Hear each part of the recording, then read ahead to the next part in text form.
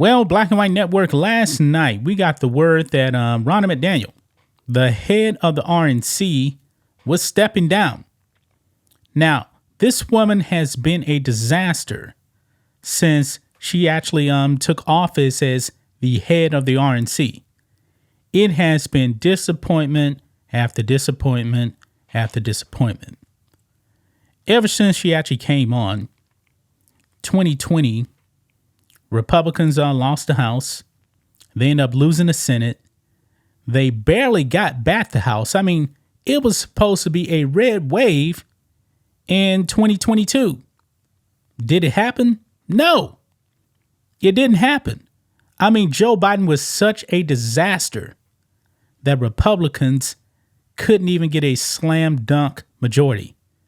They ended up with something like a 7 or 8 vote majority. That's pretty much it. Then they started losing people. Kevin McCarthy ousted as Speaker of the House. He should have never been Speaker of the House. And now other people left too. The Republicans ended up kicking out one of their own, and George Santos, who actually had a really, really good conservative voting record. And of course, now the Republicans in the House, they refuse to impeach Alejandro Mayorkas, who has left that border wide open. They are a disaster. And Ronna McDaniel also, by the way, from what I actually understand, the coffers of the RNC, they're broke. They don't have any money. Astonishing, man. In an election year, they're broke. Could this actually be a disaster? It could be. Now, Trump, I'm not worried about Trump. He has his own base. He's leading in the polls. But here's the thing. In order for Trump to truly do what he wants to do, he's going to have to win back the Senate and get a bigger majority in the House.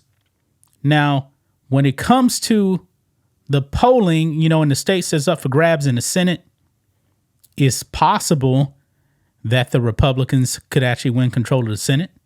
It's possible, but you still need money. Democrats definitely know how to outraise Republicans. The leadership is weak. Now, Ronna McDaniel, let's get back to her. The word is she's leaving. But right now, guys, she seems to be in full-blown panic mode. Now that news has gotten out, she's backtracking, guys. So let's get into it. Make sure you guys like this video, subscribe to the channel, become a channel member.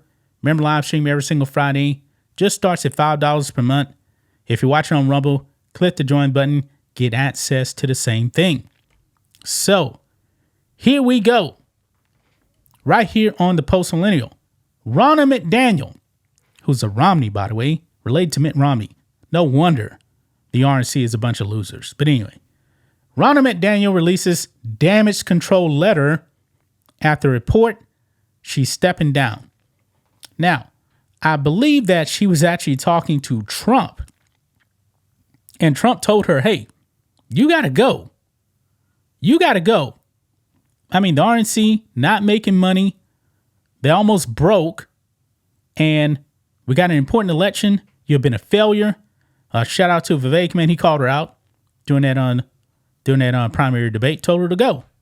Yeah, she needs to go. She's been a disaster, man. The Republican Party, man. Boy, that's something else, man. They are a complete mess. Anyway, let's read this. It says an email shared to social media reportedly from RNC chair Ronna McDaniel had the hallmarks of damage control after rumors swirled on Tuesday that she was stepping down from her position. Charlie Kirk stated, quote, an inside source tells me this is the RNC's attempt to slow things down because they lost control of the process, i.e., who replaces Ronna and who will be co-chair. Don't really know, but this is the email right here where it says subject RNC update.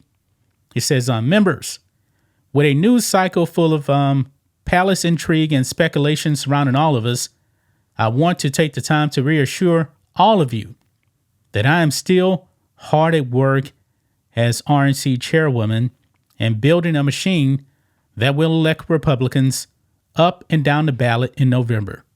Well, you haven't done a good job of that for like 3 years. I am currently on the road fundraising.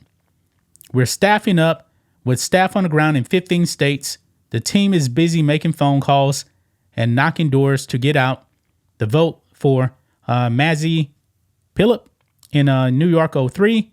We're early voting open and special election on February 13th. We have more lawsuits on the horizon, but we're currently engaged in 77 election lawsuits across 23 states, many of which will have major ramifications across the country. Day in and day out, we continue to hold Joe Biden and Democrats' feet to the fire for their continued assaults on our freedoms and failures on everything from the border crisis, Bidenomics, and skyrocketing crime. Yeah, no, you're not holding Biden accountable. You're not. Let's just be clear about that. You're not holding the Biden crime family accountable. Anyway, myself and my staff are refusing to be distracted by the outside noise, and we remain committed to our mission. Rumors to the contrary are simply not true.